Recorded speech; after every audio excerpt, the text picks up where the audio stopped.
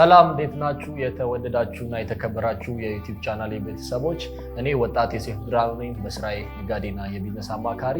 እንግዲህ በቅርቡ ይህን የዩቲዩብ ቻናል ክሬት አድርጌ ለእናንተ አስተማሪና አዝናኝ የሆኑ ፕሮግራሞችን እያዘጋጀሁላችሁ እገኛለሁ። በዛሬው ፕሮግራሜ ደግሞ በአሁኑ ሰዓት አዋጭ በትንሽ ካፒታል የሚሰራ አሪፍ ቢዝነስ እንዴት ማግኘት እንችላለን ብላችሁ ለምትፈልጉ ሰዎች ምላሽ ይዤላችሁ መጥቻለሁ። ከዛ በፊት በዚህ የዩቲዩብ ቻናል ላይ በቅርብ ቀን የተለያዩ ምርጥ ዝግጅቶችን አዘጋጅተንላችሁ ልናቀርብ ዝግጅት እያደረግን እንገኛለን። ላይክ፣ ሼር፣ ሰብስክራይብ ማድረግ እንዳትረሱ። ከዚህ ባለፈ ደግሞ አብረን በጋራ ብንሰራ መሰራት አለበት እንዲህ ብታቀርቡልን የምትሉትን ሀሳብ ብታጋሩን፣ ኮሜንት ላይ ብትጽፉልን በጣም ደስ ይለናል። ይህንን መሰረት አድርገን እንግዲህ የተለያዩ ስራዎችን በጋራ ከእናንተ ጋር አብረን መስራት እንፈልጋለን። በቀጣይ ደግሞ ማቀርብላችሁ የንግድ ሀሳቡን ይሆናል። ስለ ቢዝነስ ሀሳብ ከማውራታችን በፊት አራት መሰረታዊ ማወቅ ያለብን ሀሳብ አለ። ስለነዚህ አራት ነገሮች ማወቅ አለብን። ይህ አራት ነገር በአንድ ቃል ሲጠቀስ SWOT አናላይሲስ ይባላል። SWOT አናላይሲስ ስንተነትነው አንደኛው ስትሬንግዝ ነው፣ ሁለተኛው ዊክነስ ነው፣ ሶስተኛው ኦፖርቹኒቲ ነው፣ አራተኛው ደግሞ ትሪትመንቱ ነው። ይህን ስንተነትናቸው ከቢዝነስ አንጻር ለምን አስፈለገ ለሚለው ሀሳብ በአራቱ ሀሳቦች አንድ ቢዝነስ ፍቺ ካላገኘ ቢዝነስነቱ ወይ ትክክለኛ አይሆንም ወይ ደግሞ ለኪሳራ የተጋለጠ ይሆናል። ስለዚህ ይህንን ታሳቢ አድርገን ሁላችንም በዚህ ሀሳብ ላይ መሰረት አድርገን የዛሬው ቢዝነሳችንን አዋጭነቱን፣ ኦፖርቹኒቲው ምንድነው፣ ሪስኩ ምንድነው፣ ጥቅሙሳ ምንድነው፣ ጉዳቱ ምንድነው የሚለውን ነገር አገናዝበን ጥሩ ቆይታ እናደርጋለን። ዛሬ በሚኖረን ቆይታ ትርፋማ የሆነው የኩኪስ ቢዝነስ ምንድነው የሚለውን ለእናንተ ይዤ እቀርብላችኋለሁ። ትርፋማ የሆነውን የኩኪስ ቢዝነስ ከማውራታችን በፊት የኩኪስ ቢዝነስ ስንጀምር የሚያስፈልጉን መሰረታዊ እቃዎች አሉ። ከነዚህ እቃዎች በፊት ግን አራት ማወቅ ያለብን ቅድም ያልኳችሁን ነገር ከኩኪስ ቢዝነስ አንጻር ስንመለከተው የኩኪስ ቢዝነስን ስናየው ስትሬንግዙ ወይም ጥንካሬ ወይ ደግሞ መልካም ጎኑ ምንድነው ብለን ስናስብ እንደ ሀሳብ ባነሳላችሁ ስራው የምግብ ነክ ስራ ስለሆነ ገበያ ላይ እጅግ ተፈላጊ የሚሆን ቢዝነስ ነው ስላችሁ፣ አንድ ሰው በማንኛውም ሰዓት ሱፐርማርኬት ሄዶ መመገብ ማግኘት የሚፈልገው አንዱ የምግብ አይነት እንደ ኩኪስ ያለ ነገር ነው። ተማሪዎች በትምህርት ቤታቸው፣ ሰራተኞች በቢሮቸው፣ ሁሉም ሰው ባለበት አካባቢ ላይ ብስኩት ማግኘት ወይ ደግሞ የሚመገባቸውን እንደ ኩኪስ ያሉ ነገሮች ማግኘት ይፈልጋል። ከዚህ አንጻር ተመጋቢ በጣም ብዙ ስላለው አላቂም ነገር ስለሆነ ቶሎ ዛሬ ተጠቅመነው ነገ የምንፈልገው ነገር ስለሆነ የኩኪስ ቢዝነስን መጀመር አሪፍና ጥሩ ነገር ነው። ሁለተኛው ጠንካሬ ወይ ደግሞ ጥሩ ጎኑ ኩኪስ ቢዝነስ መጀመራችን ምንድነው? ለኪሳራ የተጋለጠ አይደለም። ሁሉም ሰው የሚፈልገው መሆኑና ለተማሪዎች ወይ ደግሞ ቅድም እንደነገርኳችሁ በተለያዩ ቦታዎች ላይ ሁሉም ሰው ማግኘት ስለሚፈልገው ለኪሳራ ተጋላጭ አይደለም። እንደ ምግብ ያለ ማንኛውም ቢዝነስ ለኪሳራ ተጋላጭ ስላልሆነ ይህንን ቢዝነስ ብትሰሩ አዋጭ ቢዝነስ ነው ማለት ነው። ደካማ ጎኑ ምንድነው? ደካማ ጎኑን ስንመለከት የኩኪስ ማምረትና አዘጋጅቶ ለገበያ ማቅረብ ትንሽ ቻሌንጆች አሉት። አንዱ ምንድነው? ነጋዴ ማግኘት። ነጋዴ ስላችሁ ተረካቢ ማግኘት ነው። እንደ ሱፐርማርኬት ሊሆኑ ይችላሉ፣ እንደ ሱቆች ያሉ ሊሆኑ ይችላሉ፣ እንደ ዳቦ ቤቶች ያሉ ድርጅቶች ሊሆኑ ይችላሉ። እነዚህ ድርጅቶች ማምረት ብዙ ጊዜ ይቸገራሉ ስላችሁ፣ አንድ ዕቃ ኖሯቸው አንዱ ዕቃ አይኖራቸውም፣ ወይ ደግሞ ሱቅ ነው የከፈቱት እነሱ ተረክበው መሸጥ ነው የሚፈልጉት። ሱፐርማርኬት ከሆኑ እነዚህን ስናገናዝብ መሸጥ የሚፈልጉ ብዙ ሰዎች ስላሉ እነዛን ሰዎች ፈልጎ ማግኘት ቻሌንጁ ነው ብዬ አስባለሁ። ስለዚህ እነዚህን ቻሌንጆች አልፈን ቢዝነስ የምንጀምር ከሆነ በቀላሉ ውጤታማ ማንሆንበት ምንም ምክንያት የለም። ሌላው ኦፖርቹኒቲ ነው። ኦፖርቹኒቲው ምንድነው? የዚህ ቢዝነስ ካልን አዋጭና ትርፋማ ነው። ምንም ጥርጥር የለውም። በቀላሉ የሚሰራ ቢዝነስ ነው። ማንኛውም ሰው በቤቱ ባለው ልምድ ከኢንተርኔት ላይ ከጉግል ላይ ሰርች እያደረገ አይቶ በቀላሉ የሚሰራው ቢዝነስ ስለሆነ ያን ያህል በጣም ብዙ ነገር ውስጥ የገባ አይደለም። ንግድ ፍቃድ ማውጣት አይጠበቅባችሁ ወይ ደግሞ ብዙ የሀብት ካፒታል አይጠበቅባችሁ። በትንሽዬ ብር በቀላሉ ልትጀምሩት የምትችሉት ቢዝነስ ነው የኩኪስ ቢዝነስ። ያ ጥሩና አሪፍ የሚባለው ኦፖርቹኒቲ ነው። ሌላው የዚህ ስጋቶቹ የዚህ ቢዝነስ ምንድነው? ስጋቱ ሲባል እንደ ስጋት የሚነሳው ምናልባት ኦቭን የሚባል ማሽን አለ። ከዛም ባለፈ እንደ ሚክሰር ያሉ ነገሮች ያስፈልጓቸዋል፣ ልታቦኩት ልትበጠብጡት። ስለዚህ እነሱን ስትሰሩ ትንሽ ቻሌንጅ የሚሆነው ነገር ማሽኑ ሊበላሽባችሁ ይችላል። አጋጣሚ ሆኖ የሰራችሁት ነገር በሆኑ በማታውቋቸው ጥቂት ነገሮች ተበላሽቶባችሁ ወይ ቀመር ላይ ልትሳሳቱ ትችላላችሁ። እነዚህ ሪስኮች አላቸው። ከዛ ውጭ ያን ሪስክ ያለው ስራ አይደለም። በጣም ኢዚሊ የምትሰሩት ውጤታማ የምትሆኑበት ቢዝነስ ነው። ስለዚህ ማናችሁም ይህንን የኩኪስ ቢዝነስ ብትጀምሩ ውጤታማ ትሆናላችሁ ብዬ አምናለሁ። ስለ ቢዝነሱ ትንታኔ ልግባላችሁ። የኩኪስ ቢዝነስን ለማምረት ወይም ደግሞ ኩኪስ አምርቶ ማስረከብ ምን አይነት ነገሮች ያስፈልጉታል? አንደኛ የሚያስፈልጋችሁ ነገር ኦቭን ነው። ኦቭን ዛሬ ላይ በገበያው ሁኔታ አነስተኛ የሚባለው ኦቭን ከ20 ሺህ እስከ 30 ሺህ ብር አካባቢ ባለው ይሸጣል። የሊጥ ማቡኪያ ማሽን ደግሞ ያስፈልጋችኋል። እንደ ሚክሰር ያለ ነገር እሱም እስከ 7 ሺህ ብር ይገኛል በገበያ ላይ አሁን ላይ። መዳመጫ ያስፈልጋችኋል። መዳመጫ ኩኪስ ነው ስትሰሩ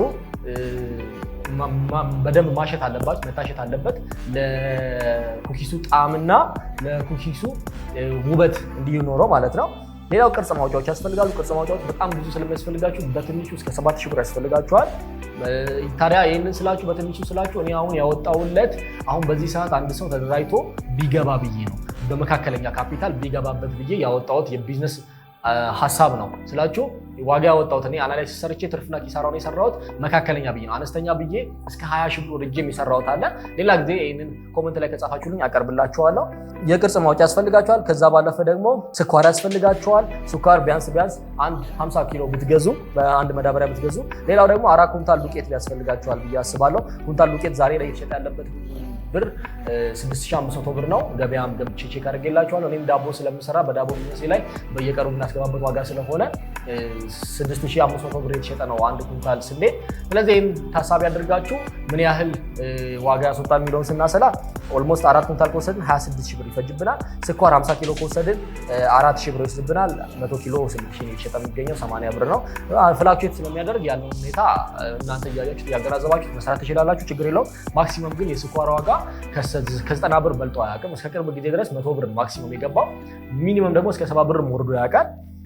ሌላው የማብኪያ ቦል ነው። የማብኪያ ቦል ያስፈልጋቸዋል። 2000 ብር ነው የሚሸጠው። የምግብ ቀለምም ያስፈልጋቸዋል። የምግብ ቀለም ፉድ ከለሮችን ከሱፐር ማርኬቶች ምናምን ታገኛላችሁ። ግን እናንተ ለስራችሁ ስትሉ በዛ አድርጋችሁ ብትገዙ ለሱ 2400 ብር መድቤለታለሁ። የአትክልት ቅቤ ያስፈልጋቸዋል። እንግዲህ የአትክልት ቅቤ በጣም ወሳኝ ነው። ጣዕም የሚሰጥልን የሚያጣፍጥልን እሱ ነው። አንዱ የሚሸጠው 180 ብር ነው። እናንተ እንደ መጀመሪያ 2 ብትገዙ 360 ብር ነው። ሌላው ደግሞ ትራንስፖርቴሽንና ከትራንስፖርቴሽን በፊት ማሸጊያ ፔስታልና ካርቶኖች አሉ። እነዚህ ስትጠቀሙ ደግሞ እንደ ሪቫን ያሉ ነገሮችን ለማሳመሪያ ብትጠቀሙ እስከ 1000 ብር ብታወጡ በትንሹ ብዬ አስልቼላችኋለሁ። ሌላው ትራንስፖርቴሽንና ሌሎች ወጪዎችን 3000 ብር ብዬ ደምሬላችሁ እነዚህ እቃዎች ስትገዙ ስራችሁን ጀምራችሁ ወደ ስራ ስትገቡ እነዚህ ነገሮች ያስፈልጓቸዋል። በአጠቃላይ እነዚህ በዋጋ ደረጃ ሲተመኑ ከ80,260 ብር በላይ ነው የሚወጡት። ሚኒመሙ ነው 80 ሺህ ብር የግድ ያስፈልጋል። አንድ ሰው 80 ሺህ ብር ከያዘ የኩኪስ ቢዝነስ መጀመር ይችላል ማለት ነው። በጣም አዋጭ ቢዝነስ ነው። ቢዝነሱ እንዴት እንስራ የሚል ጥያቄ ይነሳል ብዬ አስባለሁ። እንዴት እንስራ ለምትሉት ሀሳብ ፈጠን እያልኩ ማወራላችሁ። አንደኛ ደቂቃው ላይ ረዝምባችሁ ነው። ሁለተኛ ደግሞ እናንተም ካላችሁ ጊዜ አንጻር ወደ ስራ ቶሎ እንድትገቡ ሀሳቡን ካወራውላችሁ ያን ያህል ያስቸግራችሁን ብዬ ነው። እንዴት ነው ስራው የምንሰራው ታዲያ ላላችሁ፣ አንደኛ ስራው የሚረከበን ሰው ይፈልጋል። ስለዚህ የሚረከባችሁን ሰው መጀመሪያ ማዘጋጀት አለባችሁ። ከዛ ስለ ስራው በደንብ ጥናት ማድረግ አለባችሁ። ጥናት ስላችሁ በወረቀት ደረጃ ያረፈ እንዴት አድርጌ ብሰራ ከ1 ኪሎ ምን አላትርፋለሁ ምናምን የሚለውን ነገር መሰረታዊ ሀሳቦች እየሰራችሁ ወደ ተግባር ብትገቡ ውጤታማ ትሆናላችሁ። ሌላው ጥራት ያለውን ስራ ለመስራት በየቀኑ አዳዲስ ነገሮችን ከኢንተርኔት ላይ ከዩቲዩብ ላይ ሰርች እያደረጋችሁ ኩኪስ አሰራር እንዴት ይሰራል የሚለውን ነገር ማወቅ ይኖርባችኋል። ስለዚህ ኩኪስ እንዴት እንደሚሰራ በስርዓት በቀላሉ በጣም ዩቲዩብ ላይ ብዙ ኩኪስ አሰራሮች አሉ። ስለዚህ በአማርኛም የተዘጋጁ አሉ፣ በእንግሊዝኛም የተዘጋጁ አሉ። በሌላም ቋንቋ የምትችሉት ቋንቋ በፈለጋችሁት ከሀገር ውስጥ ጥቂት ቋንቋዎች በስተቀር ሌሎች የውጭ ሀገር ቋንቋዎች ብዙ የተሰሩ አሉ። ስለዚህ እነሱን እያገናዘባችሁ ወደ ስራ መግባት ትችላላችሁ። አዲስ ነገር ግን መልመድ አለባችሁ ሁል ጊዜ። ሌላው ዋጋችሁን ለጊዜው በመቀነስ ወደ ስራ መግባት ትችላላችሁ። ዋጋችሁን በመቀነስ ስላችሁ ከከስተመር ጋር ያላችሁ ነገር አስተካክላችሁ እንደ ሱፐርማርኬት ተረካቢዎችን የሚረከቡበት ዋጋ 15 ብር ከሆነ እናንተ ቀነስ አድርጋችሁ 12 ብር 13 ብር ብታስረክቧቸው ትርፋማ ትሆናላችሁ። ስለዚህ ያንን አገናዝባችሁ ወደ ስራ እንድትገቡ መክራለሁ። ሌላው ማወቅ ያለባችሁ ነገር ምንድነው? ስትሰሩ የሆነ ለየት ያለ ነገር ብታደርጉ። ለየት ያለ ነገር ስላችሁ ኩኪስ አሰራራችሁን ብቻ አይደለም። ኩኪሳችሁ ጥራቱን ጠበቀ ቆንጆ ነው ለየት አድርጋችሁ የሰራችሁ ከዲዛይን አንፃር ከምን አንፃር ከቅርጽ አንፃር ቆንጆ አድርጋችሁ ሰርታችሁ ሊሆን ይችላል። ግን ከዛ ባለፈ ደግሞ ደንበኛ አያያዝ ላይ ሽልማቶችን ብታዘጋጁ፣ የሆነ ያክል ጊፍቶችን በነፃ እየሰጣችሁ ወደ ቢዝነሱ ቶሎ ብትገቡ ለእናንተ አሪፍ ነው ብዬ አስባለሁ። ይሄንን እንደ ሀሳብ ጠቁማችኋለሁ። ስራው እንዴት ነው የምንሰራው ላላችሁት ይህን ሀሳብ ስጠቀልልላችሁ በቻላችሁት አቅም ስራችሁን ማታ እየሰራችሁ ጠዋት ላይ ማከፋፈል ትችላላችሁ። ወይ ደግሞ ጠዋት ላይ አርፋችሁ ከሰዓት አካባቢ ላይ እየወጣችሁ ብታከፋፍሉ በጣም ውጤታማ የምትሆኑበት የቢዝነስ ሀሳብ ነው። ስለ ቢዝነሱ ትርፍ እናወራ። ትርፍ ስናወራ እኔ ያሰላሁት በ1 ኪሎ ነው።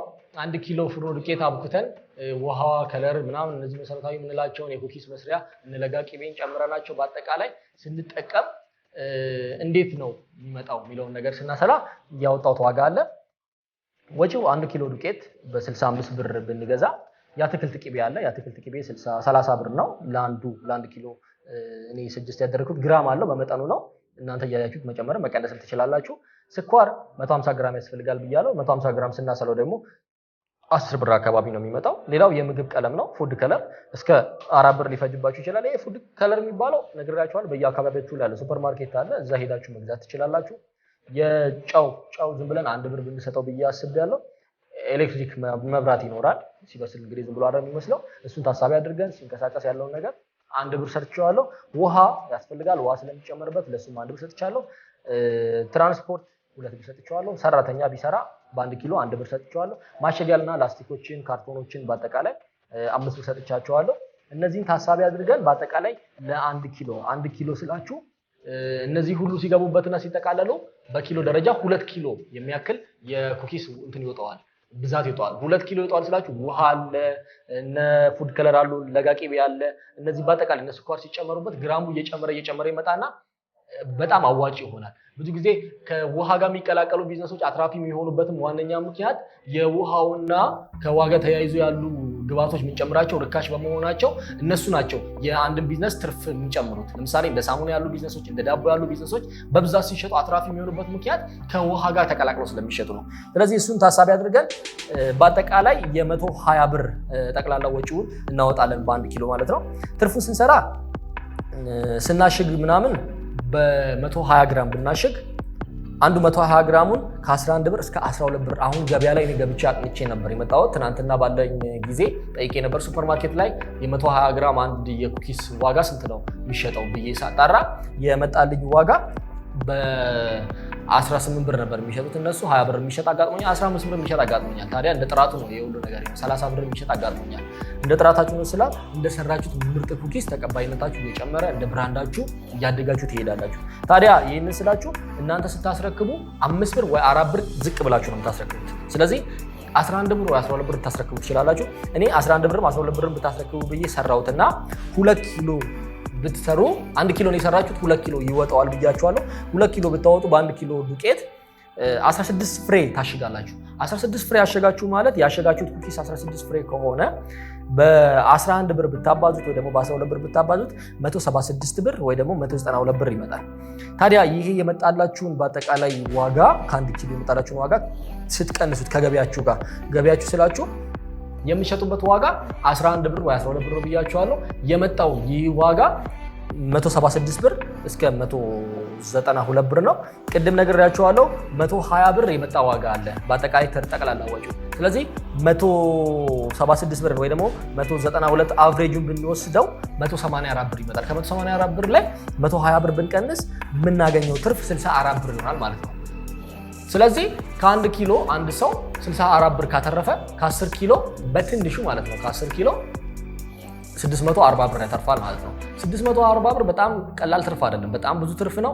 እናንተ በየቀኑ 10 ኪሎ ራሱ ሰርታችሁ ብታስረክቡ በ10 ኪሎ የምትገኘው 640 ብር በወር ብናሰላት በ30 ቀን ብናሰላት እጅግ በጣም ብዙ ናት። ስለዚህ ይህንን ሳወራላችሁ ራሱ እርግጠኛ ነኝ አሁን ምራቃችሁ የምትጡ ሰዎች አላችሁ ከብሩ አንጻር ከምን አንጻር። ስለዚህ የወራዊ ትርፋችሁን በቀላሉ መስራት ትችላላችሁ። ውጤታማ የሚያደርግ ቢዝነስ ነው። እንደ ብዛቱ ደግሞ ትርፉ እየጨመረ ይመጣል። አያችሁ ቅድም ነግሬያችኋለሁ። ውሃ የገባበት ነገር ወይ ደግሞ እንደ ግብአቶችን አረካሽ የሆኑ ግብአቶችን ተጠቅሞ የሚሰራ ቢዝነስ አትራፊ ነው በብዛት ሲሰራ ስላችሁ እየጨመረ ነው የሚመጣው ትርፉ። ምክንያቱም የሰራተኛ ወጫችሁ ይቀንሳል፣ የማብራት ወጫችሁ ይቀንሳል፣ የጨው የስኳር ወጫችሁ ይቀንሳል። ምክንያቱም በብዛት በሚባለው ደረጃ ነው የምትጨምሩት። ይህንን ስታደርጉ በጣም በአጭር ጊዜ ውስጥ ትርፋማ ትሆናላችሁ። ከ10 ኪሎ 640 ብር ታተርፋላችሁ ብዬ አስባለሁ። ስራው ትጋትና ትዕግስትን ነው የሚፈልገው። በየቀኑ ደግሞ አዲስ ነገርን መፍጠር ይፈልጋል። እናንተ በቀላሉ ቆንጆ ትጋት ቢኖራችሁና ስራችሁን በአግባቡ ብትሰሩ ትርፋማ ትሆናላችሁ። ቢዝነስ ካርድ ብታሰሩ፣ ቢዝነሳችሁን በደንብ ብታስተዋውቁ፣ ብትበትኑ፣ ማስታወቂያዎችን ደንበኞችን በመያዝ ብታሰሩ በደንብ በቀላሉ ትርፋማ ትሆናላችሁ። በቅርብ ቀን አትጠራጠሩ። ይህንን ቢዝነስ የሚሰራ ሰው ውጤታማ ይሆናል ብዬ አስባለሁ። ሁሉም ሰው ቢዝነስ መስራት እንደሚፈልግ እውነት ነው። ነገር ግን ከካፒታል አንጻር ይከብደናል ምናምን የሚል ጥያቄ ብዙ ጊዜ ይነሳል። ስለዚህ ለዚህ ደግሞ ዋነኛው ምላሽ ካፒታሉ አነስተኛ የሆነ ቢዝነስ ዛሬ አቅርቤላችኋለሁ። በቀላሉ የኩኪስ ቢዝነስን መጀመር ይቻላል። ኩኪስ መጋገርና በአካባቢያችን ላይ ባሉ ሱቆች ማከፋፈል ውጤታማ የሚያደርግ ቢዝነስ ነው። ይህንን ቢዝነስ ብትጀምሩ በየቀኑ 6,000 ብር በላይ በየቀኑ 600 ብር በላይ ታገኛላችሁ። አትጠራጠሩ። በቅርብ ቀን የኩኪስ ቢዝነስ የምትሰሩ ከሆነ ውጤታማ ትርፋማ የምትሆኑበት የቢዝነስ ሀሳብ ነው። በትንሹ ሚኒመም ትርፋችሁ ወራዊ ትርፋችሁ 50,000 ብር ይሆናል። ስላዳመጣችሁና ስለሰማችሁ ከልብ አመሰግናለሁ። አሪፍ የቢዝነስ ሀሳብ እንዳነሳሁላችሁ አልጠራጠርም። በቀጣይ ደግሞ ጥሩ የቢዝነስ አይዲያዎችን ይዤላችሁ ቀርባለሁ። ትርፍና ኪሳራቸውን ሰርቼ አውጥቼ አውርጄ ጠይቄላችሁ ከማሽነሪ አንስቶ እስከ ቢዝነሱ ላይ ስላለው ነገር በአጠቃላይ ሰርቼ ነግራችኋለሁ። ስለሰማችሁኝ ስላዳመጣችሁኝ ከልብ አመሰግናለሁ። እንግዲህ እንደሰማችሁት ነው ዛሬ በነበረኝ ፕሮግራም ለእናንተ ያዋጣል ወይ ደግሞ በትንሽ ካፒታል ተነስታችሁ ጥሩ ትርፍ የምታገኙበትን ቢዝነስ ጠቁሜያችኋለሁ። በቅርቡ ይህንን ቢዝነስ ወደ ተግባር ብታውሉትና ስራውን ብትጀምሩ ውጤታማ ትሆናላችሁ። ስለሰማችሁኝ ከልብ አመሰግናለሁ። ይህንን የዩቲዩብ ቻናል እንግዲህ እንደነገርኳችሁ ላይክ፣ ሼር፣ ሰብስክራይብ ማድረግ እንዳትረሱ። በዚህ የዩቲዩብ ቻናል ላይ የተለያዩ ባለታሪኮችን እያመጣን ለእናንተ እናቀርባለን። በነጋዴ ውሎ በተሰኘው ፕሮግራማችን ደግሞ ስለ ንግድ ሀሳብ በየቀኑ እንነጋገራለን። ሀሳብ እናወራለን። ለእናንተ የሚጠቅሙ ነገሮችን እናዘጋጃለን። በመዝናኛ ፕሮግራማችንም ለየት ያሉ ፕሮግራሞችን እያዘጋጀን እንገኛለን። ስለዚህ ይህንንም ለመከታተል በቅርብ ቀን ለሚደርሳችሁ ፕሮግራም ሁላችሁም ሰብስክራይብ፣ ሼር በማድረግ ከኛ ጋር በጋራ እንድትሰሩ አሳስባለሁ። ስላዳመጣችሁ አመሰግናለሁ። ይሄ የኡቡንቱ ኦፊሻል ቻናል ፕሮግራም ነው። አመሰግናለሁ።